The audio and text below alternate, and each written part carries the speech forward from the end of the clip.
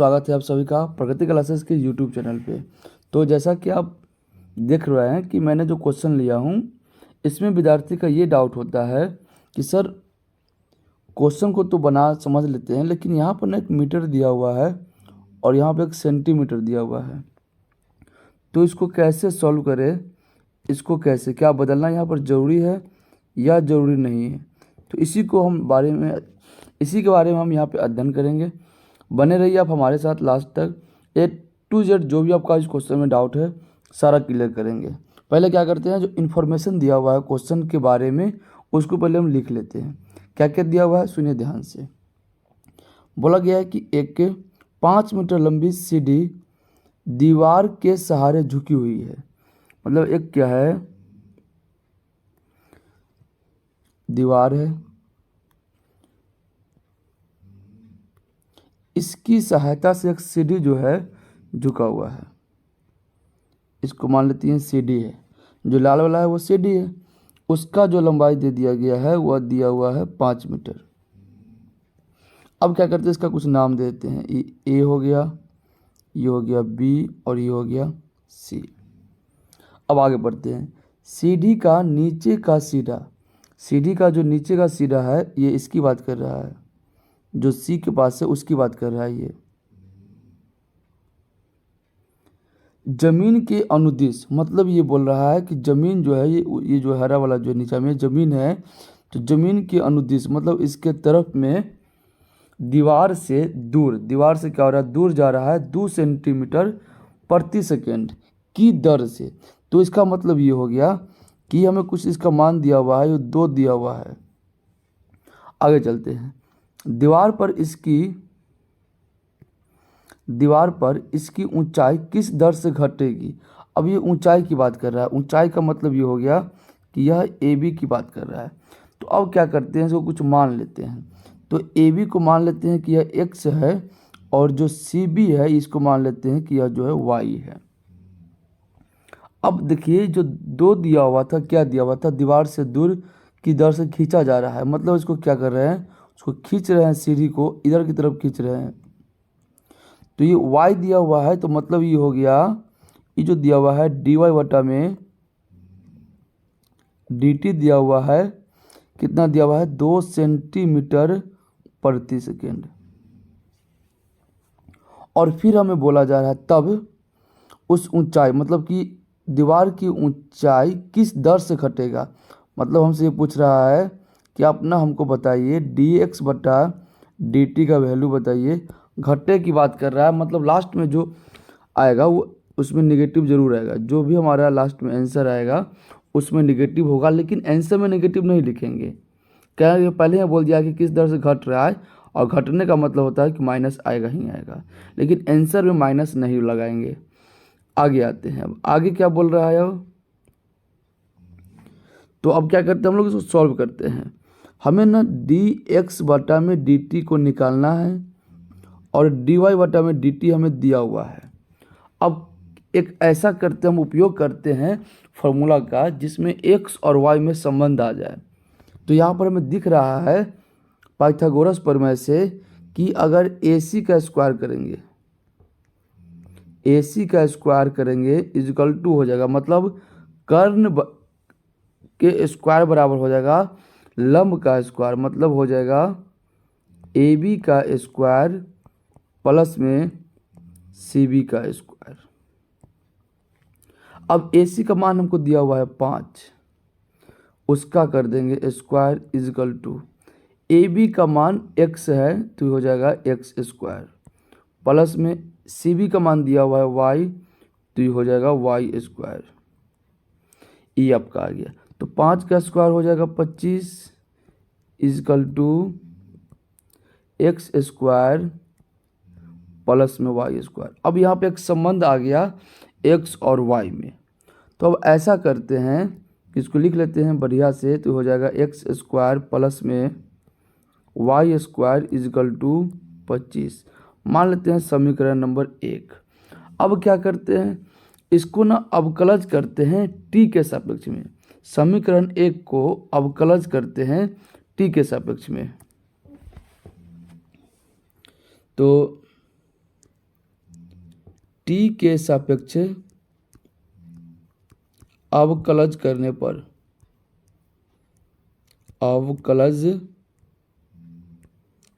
पर क्या चीज आएगा? तो देखिए अब ध्यान से,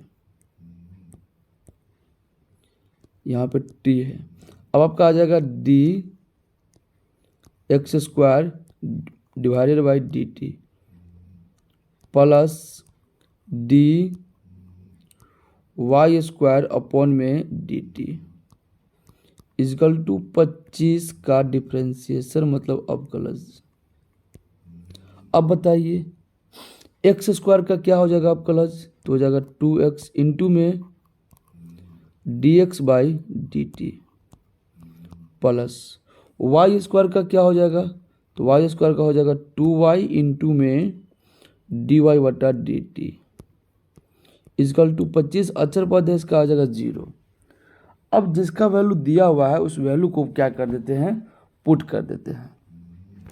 तो जब पुट करने के लिए जाइएगा तो अब देखिए ध्यान से, हमें ना x का वैल्यू अभी नहीं दिया हुआ है, डी एक्स बटा डी टी निकालना है।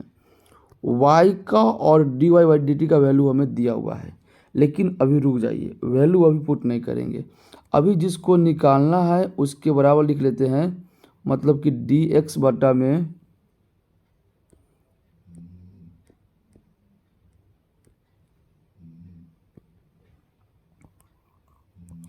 डी एक्स बटा में डी टी क्या चीज़ हो जाएगा? तो देखिए ये प्लस में 2y है तो उधर जाएगा माइनस में क्या आ जाएगा? 2y आ जाएगा इंटू डी वाई बटा में डी टी, और ये जो 2x है ये गुना में है तो आगे चला जाएगा भाग में आ जाएगा। अब यहाँ पे क्या हो रहा है? अब यहाँ पे कुछ खास बात तो हो नहीं रहा है, 2 से 2 हो गया कैंसिल। तो अब देखते हैं, अब आता है आपका मेन स्टेप जहाँ पर आपका डाउट है। D X by D T is equal to minus D Y by D T का वैल्यू हमें दिया हुआ है,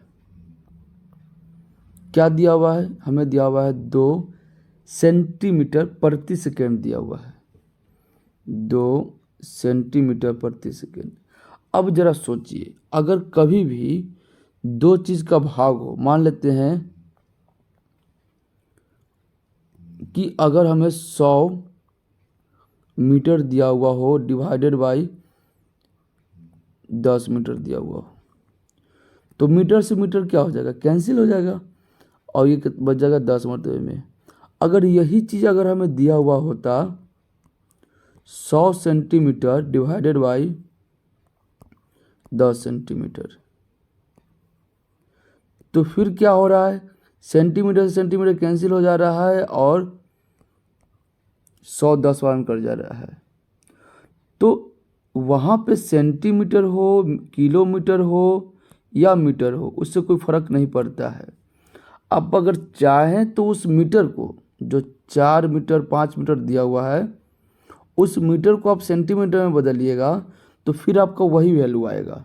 लेकिन अगर यहीं पर हमारा रहता y प्लस एक्स रहता, या फिर x माइनस वाई रहता, या फिर x इंटू वाई रहता, अगर मल्टीप्लाई में रहता, तीनों में से मल्टीप्लाई रहता, प्लस रहता, माइनस रहता, तब उस मीटर को सेंटीमीटर में बदलते। ये संयोग है कि ये डिवाइड में आ गया है, आंसर में कोई फ़र्क नहीं पड़ेगा। लेकिन अगर यही चीज़ प्लस में रहता, माइनस में रहता या गुना में रहता तो उसको सेंटीमीटर में ज़रूर चेंज करते हैं। तो अब आइए आते हैं वैल्यू को पुट करते हैं। y का वैल्यू दिया हुआ है 4, x का वैल्यू नहीं दिया हुआ है। तो जब x का वैल्यू नहीं दिया हुआ है तो हमको x का वैल्यू निकालना पड़ेगा। अब वो कहाँ से निकलेगा x का वैल्यू? तो सुनिए ध्यान से, पहले ऐसा करते हैं कि इसको मान लेते हैं समीकरण नंबर 2। अब जो समीकरण नंबर 1 था, समीकरण नंबर जो 1 था, यहाँ से क्या करेंगे? y का वैल्यू पुट करेंगे और x का वैल्यू निकालेंगे। y कितना दिया हुआ है? तो y दिया हुआ है 4 मीटर। कैसे पता कि y 4 मीटर है? तो लिखा हुआ है जबकि सीढ़ी के नीचे का सिरा दीवार से 4 मीटर की दूरी पर है। मतलब कि ये जो दूरी है यह कितना है? 4 मीटर है। तो y का वैल्यू पुट करेंगे 4, तो यहाँ से क्या निकल कर के आएगा? x का वैल्यू निकल कर के आएगा। तो y का वैल्यू यहाँ पर हम पुट कर रहे हैं। तो अगर हम पुट करने जाते हैं यहाँ पर, तो दिया हुआ है एक्स स्क्वायर प्लस में वाई स्क्वायर बराबर में 25। तो एक्स स्क्वायर प्लस में वाई का वैल्यू दे दिया गया है 4 का स्क्वायर इजगल टू 25।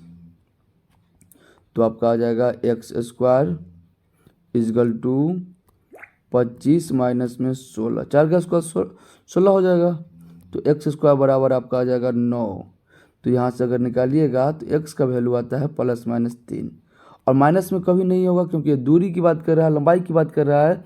तो यहाँ पर हमेशा क्या हो जाएगा? केवल x इजगल टू आ जाएगा 3, ये वैल्यू आ गया। अब क्या करते हैं, समीकरण 2 में y का और x का वैल्यू पुट कर देते हैं। तो देखिए क्या आएगा, x का वैल्यू है 3 और y का वैल्यू है आपका 4। तो वैल्यू पुट कर देते हैं। तो जो वैल्यू पुट कर, तो dx अपॉन में dt is equal to minus y का वैल्यू 4 है, x का वैल्यू 3 है, और इधर दिया हुआ है 2 सेंटीमीटर प्रति सेकेंड।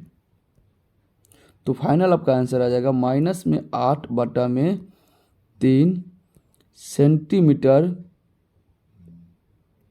प्रति सेकेंड। लेकिन जब फाइनल आंसर लिखने जाएंगे तो वहाँ पर जो है माइनस नहीं लगाएंगे, क्योंकि क्वेश्चन में ही बोला गया है घट रहा है, और घटने का मतलब होगा कि निगेटिव में अवे करेगा। तो फाइनल आंसर हो गया 8/3 सेंटीमीटर प्रति सेकेंड। ये आपका हो जाएगा आंसर। उम्मीद करते हैं ये क्वेश्चन आपको समझ में आया होगा, इसका सॉल्यूशन, और जो भी डाउट आपका होगा वो क्लियर हो गया होगा।